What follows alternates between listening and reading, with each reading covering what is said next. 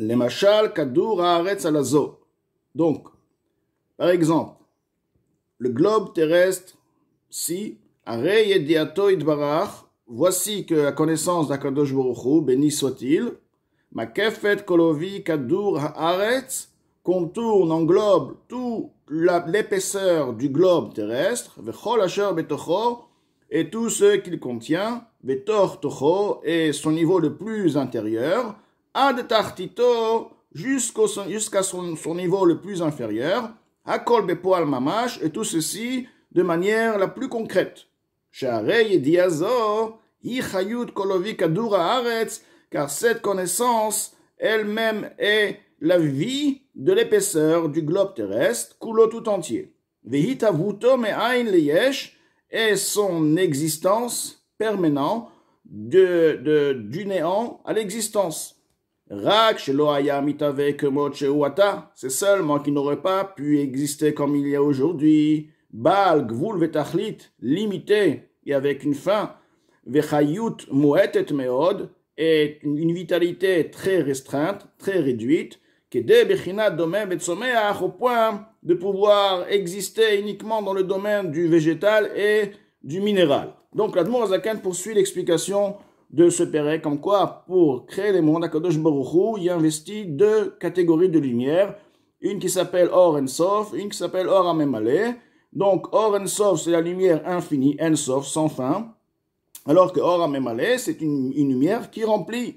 Lorsqu'on veut dire quelque chose qui remplit, une chose remplie, un verre qui est rempli par un liquide, par exemple, forcément que le liquide ne peut pas dépasser le contenu, le volume du verre, car à partir de là, il ne se trouvera plus dans le verre. Donc un or amemale, c'est un or qui est limité au réceptacle, qui est limité au monde. Il y a des milliers de mondes, dans chaque monde, il y a des niveaux, il y a des sphères, il y a des neshamot, il y a des malachim. Donc, tous ces sujets-là, chacun a son niveau, a son caractère spécifique. Donc, il y a une lumière qui s'introduit pour permettre à ce caractère, à ce niveau, à ce monde, d'exister comme il doit exister par rapport à son keli, à son réceptacle. Tout de même, il y a ce qu'on appelle or à sovev, une lumière qui dépasse. Et on l'appelle sovev, non pas parce qu'elle, physiquement, elle entoure, car il n'y a pas d'espace dans le sujet spirituel, mais or à sovev, ce qui veut dire une lumière qui dépasse la puissance dont le réceptacle peut accepter, peut y avoir. Tout de même, elle y est présente, et c'est justement elle qui fait exister la chose, me'ain leyesh, que donc cette chose-là existe justement par la présence du or hasovev, cette lumière qui est infinie. Alors la question qui va se poser, si c'est ainsi, si cette lumière est infinie, comment elle peut y accéder et ne pas faire exploser, on va dire, le réceptacle, puisqu'elle est infinie? Justement, car cette lumière infinie, elle est différente de la lumière qui s'investit. La lumière qui s'investit est une lumière qui est révélée. La lumière qui est infinie est une lumière qui est dissimulée. Du fait qu'elle est dissimulée, elle peut s'y introduire, Bepoal Mamash, comme l'Admour Azaken le dit, elle peut s'y introduire sans faire exploser, sans faire déborder, sans dégénérer le réceptacle. Et à partir de là, on peut comprendre la notion comme quoi l'essence même d'Akadosh Baruch Hu se trouve de partout. Mais non, cette lumière infinie est en effet la connaissance d'Akadosh Baruch Hu. Et l'Admour Azaken va élaborer ce point du date, la connaissance d'Akadosh Baruch Hu. C'est quoi cette lumière infinie? C'est la connaissance même d'Akadosh Baruch Hu qui s'est introduit, qui existe au sein et qui fait vivre la matière. Et tous les niveaux de tous les mondes. Donc dans le mot, Imlo aliede timtsumim rabim v'atsumim. Donc, lorsqu'il s'agit de la lumière qui remplit les mondes, la lumière qui est limitée, pour qu'elle puisse effectivement, cette lumière limitée, s'y introduire, donc la source de cette lumière est infinie, mais elle est ce qu'on appelle les tzimtzumim, la rétraction d'Akadosh Baruch Hu. Akadosh Baruch Hu se limite, si on veut dire, et des limites extraordinaires, très puissantes. Chez tzimtzemu or, donc il y a la réduction de la lumière vers Chayut, de la vitalité, Shnit Labesh Bekadour Haaretz, qui s'est habillé dans le globe terrestre, les Achayoto, pour le faire vivre, ou les Kaimo, pour le faire exister, Biprinat Gvul Vetachlit, de manière à ce qu'il soit limité. Et de manière à ce qu'il y ait en lui uniquement le végétal, le minéral, donc la terre, et tout ce qui se trouve sur la terre, tout ce qui pousse. Donc, c'est vraiment très réduit, parce qu'on peut s'imaginer que la terre, elle aurait pu avoir d'autres caractères extraordinaires dont on ne s'imagine pas. Tout de même, on voit que la terre, elle fait pousser ce qu'on appelle le végétal. Voilà ce que la terre voilà, c'est le miracle, on va dire, la création, cette lumière qui fait à ce que la terre fasse pousser. Donc, ça reste tout de même limité. Mais lorsqu'il s'agit de la connaissance d'Akadosh Baruch Hu, dont cette connaissance est unifiée avec son essence, sa nature, qui hu amada vehu ayodea vehu ayadua, car Akadosh Baruch Hu, c'est le connaisseur, c'est la connaissance et c'est la chose connue. On sait que lorsqu'il s'agit de comprendre un sujet, donc il y a trois choses. Il y a la personne qui connaît le sujet, il y a le sujet lui-même, d'accord, le concept lui-même, et il y a la manière avec laquelle on va pouvoir comprendre le sujet, l'outil, si on veut, la bina, la chokhma, la bina, qui va développer la compréhension, qui va, donc, cette force de pouvoir développer et comprendre la chose, chacun à son niveau. Donc, ce qu'on appelle Amada, Yodea, Yadua. Trois choses. Akadosh Baruch Hu, chez Akadosh Baruch Hu, ces trois choses sont une chose. Alors que chez l'être humain, il est lui-même. Avant de connaître, il existe tout de même. Il a un effet, il a une âme.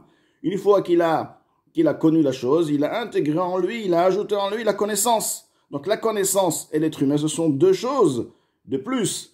Et pas seulement que la connaissance et l'être humain sont deux choses, même la bina, la force de compréhension est aussi quelque part séparée de son essence, de l'essence même de l'être humain. Car c'est une bina, c'est un outil qui fait partie de son nefesh, mais c'est pas l'essence même de son nefesh. Donc il y a trois points ici. Alors que Shakadosh Baruch Hu, c'est une chose. La connaissance, le connaisseur et la bina, c'est une chose. Et par la connaissance de soi-même, si on peut dire, Yodea kol hanivraim, il connaît toutes les créatures, et ce non pas par une connaissance qui est à l'extérieur de lui, qui est idiat Adam, comme la connaissance de l'homme. Étant donné que la connaissance et l'homme, ce sont deux choses, donc une connaissance, c'est quelque chose qui est un sujet qui est extérieur à lui. Alors qu'Akadosh Baruch Hu lui-même, c'est la connaissance. Donc lorsqu'on étudie la Torah, c'est la connaissance, la Torah, c'est Akadosh Baruch Hu. Donc on s'unit directement avec Akadosh Baruch Hu. Ki kulam nimtsaim ma'amitato itbarach, car effectivement, tout se trouve de l'existence véritable à Kadosh Baruch Hu. Et cette chose-là, il n'est pas possible pour l'être humain de le saisir parfaitement parce que nous allons pouvoir comprendre une chose uniquement avec nos facultés. Mais nos facultés eux-mêmes sont conditionnées par des limites. En nous disant, nous, on ne peut pas comprendre que veut dire « je suis la connaissance ». Moi, je suis la connaissance. La connaissance, j'ai compris que tel et tel sujet, j'ai entendu telle et telle histoire, je ne suis pas moi l'histoire. Je connais, je m'intègre, je m'investis, je vis cette chose-là, mais je reste moi-même. Alors Akadosh Baruch Hu, c'est le sujet, c'est Akadosh Baruch Hu, car tout n'existe uniquement par Akadosh Baruch Hu. Donc ça reste toujours tout de même difficile pour l'être humain de comprendre ce concept. Pourquoi la Nourazaken nous amène ça? Car après, il y a une question. Si tu me dis que Akadosh Baruch Hu, c'est l'infini, le Or En Sof, et celui qui contourne les mondes, d'accord, et qui est indispensable, c'est un or qui est voilé. Mais dans ce cas-là, je ne peux pas comprendre, parce que il y a ce qu'on appelle Chokhma Bina Da'at dans les mondes, la compréhension, la connaissance, les Sphirot, qui ont Chokhma Bina Da'at. Chokhma Bina Da'at, c'est bien lointain, très lointain du Etzem, de l'essence même d'Akadosh Baruch Hu. C'est bien inférieur à Akadosh Baruch Hu. Quand on sait que Kulam et Chokhma Asita, que Akadosh Baruch Hu a créé les mondes avec Chokhma, que même la Chokhma, elle est appelée Asiya, elle est appelée un sujet corporel, matériel. Par rapport à l'essence d'Akadosh Baruch Hu lui-même, Akadosh Baruch Hu dépasse ce concept de compréhension. Donc comment tu peux me dire qu'un concept qui est une certaine forme de création, d'accord, la compréhension d'une certaine forme de création, si on veut, peut être Ensof, puisque tu me dis que c'est la connaissance d'Akadosh Baruch Hu est introduit au sein de tout et fait exister la chose. Et cette connaissance, c'est le Ensof. Ça se contredit. Si c'est connaissance, c'est pas Ensof. Si c'est Ensof, c'est pas connaissance. Parce qu'Ensof, c'est infini. Et si c'est infini, donc ça dépasse le sujet, la notion même de connaissance. Parce que la connaissance elle-même est une création, une certaine forme de création. Pas tout à fait. Donc comment on peut dire que la connaissance d'Akadosh Baruch Hu, Ensof, et c'est elle qui a été investie dans les mondes? Et on a dit non. D'ailleurs, c'est rapporté, et il y a une machloquette entre le Maharal et les Chachmei HaKabbalah, quand le Mozaken va dire vraiment très brièvement dans la Ga, que le Maharal, il tient que, effectivement, Akadosh Baruch Hu ne peut pas approprier à Akadosh Baruch Hu le sujet de Chokhmah. Akadosh Baruch Hu, il dépasse la Chokhmah. La Chokhmah est une création. Akadosh Baruch Hu n'est pas, c'est lui qui crée, lui n'est pas une création. Alors que le Chachmei HaKabbalah explique ça différemment. C'est ce que la Mozaken va ici répondre basé sur les paroles du Rambam, comme quoi c'est vrai que la chokhmah elle-même, la date, la connaissance elle-même, est vraiment très séparée, séparée d'Akadosh Baruch Hu, parce qu'Akadosh Baruch Hu dépasse, comme on dit, Kulam Chokhmah Asita. Tout de même, il y a ce qu'on appelle l'investissement, l'introduction du Ensof dans la chokhmah, dans le cahier de la chokhmah et dans le cahier de la bina. Cette union fait à ce que la Chokhmah et la Bina font partie intégrale de Akadosh Baruch Hu. Donc la Chokhmah prend le caractère du Ensof, ce qu'on appelle une union. Lorsqu'on parle unir une chose, ça ne veut pas dire que à partir de là, les deux choses qui se sont unies sont une troisième chose. Ce sont deux choses dont ces deux choses se sont unies. Seulement quoi? La différence, c'est qu'une fois, avant cette union, ils étaient séparés et chacun adoptait, on va dire, son idée, par exemple, son caractère propre. Une fois qu'ils sont unis, chacun accepte en lui, d'une certaine manière, l'idée et le caractère du deuxième. De la même manière, aussi, une fois que le Ensof, tant que le Ensof, l'infini, ne s'est pas investi dans Chokhmah, alors effectivement, il y a la Chokhmah, il y a le Ensof. La Chokhmah, c'est pas Ensof, et le Ensof n'est pas la Chokhmah. Mais une fois qu'il y a ce qu'on appelle Itlapshut, l'habillement, l'influence, l'introduction du Ensof dans les sphirotes, à partir de là, c'est pas seulement deux choses qui se trouvent une à côté de l'autre, c'est un yichud, c'est une union parfaite. Donc, la chokhmah, la connaissance, le date d'Akadosh Baruch Hu a en lui maintenant le caractère du Ensof, tout en restant date. Et le Ensof a en lui, quelque part, a pris en lui aussi le sujet de date. Donc, à partir de là, on peut comprendre que la connaissance d'Akadosh Baruch Hu est elle-même investie dans le monde, et Akadosh Baruch Hu, en connaissant soi-même, puisque la connaissance et Hachem c'est une chose, en se connaissant, il connaît automatiquement le monde, parce que la connaissance, c'est Akadosh Baruch Hu. Et bien que la connaissance reste une connaissance, et le Ensof c'est l'infini, mais du fait qu'ils se sont maintenant unis ensemble, il y a ce qu'on appelle l'investissement, une union parfaite, que uniquement Akadosh Baruch Hu peut faire ça. Donc, il peut y avoir ce concept de Ensof avec la connaissance d'Akadosh Baruch Hu, qui est Or HaSovev, qui s'investit dans les mondes. Maintenant, dans les mots, comme le Rambam a écrit, les sages de la Kabbalah se sont mis d'accord avec le Rambam, comme Moshe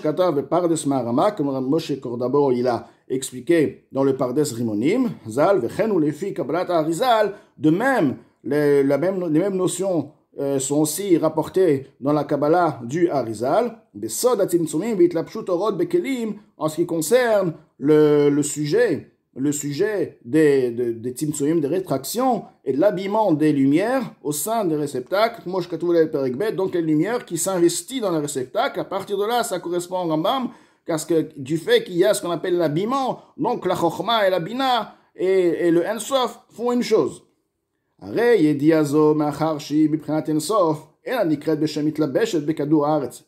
cette connaissance du fait qu'elle maintenant elle devient, elle est caractère, on peut l'attribuer à Ensof, elle s'unit avec Ensof, donc elle a aussi le caractère de Ensof en elle. Elle n'est pas appelée par le nom d'introduction, mitlabeshet, dont elle s'introduit dans le globe terrestre, shubal gvul vetachlit, car le globe terrestre reste toujours limité. Et la makefet vesovevet, elle est appelée par, elle contourne et elle entoure. Bien que cette connaissance inclut en elle l'épaisseur et l'intérieur concrètement du globe, ou le fait exister à travers son existence au sein de la matière, à travers son existence au sein de la matière, le monde peut exister, comme il est expliqué autre part. Donc, l'Admour Hazaken nous explique ici en résumé que, en quoi le Ensof se trouve de partout, et au niveau du Ensof, de Or Asorev, il n'y a aucune différence dans quel monde il se trouve, aussi puissant et aussi inférieur que le monde puisse exister, car ce Ensof, il est voilé, donc il n'y a aucune différence, il aurait été dévoilé, révélé, et effectivement, les mondes n'auraient pas pu le recevoir et exister dans leur forme limitée. Et par ceci, on revient à la source de l'explication du Admour Hazaken de ce Pérec. L'Admour Hazaken vient nous expliquer un point important. Regardons la grandeur d'Akadosh Baruch Hu, regardons la puissance d'Akadosh Baruch Hu, et Kamaim Apanim Lapanim. Donc lorsqu'on réalise un peu toute cette puissance, on doit révéler en nous une Ahava Akadosh Baruch Hu, et un amour de vouloir se rapprocher comme aussi grand qu'il est. Il est venu vers nous, il nous a fait un peuple, et il s'investit avec nous dans la Torah et les mitzvot, donc ça nous réveille nous aussi à avoir un retour comme un miroir et d'aimer Akadosh Baruch Hu.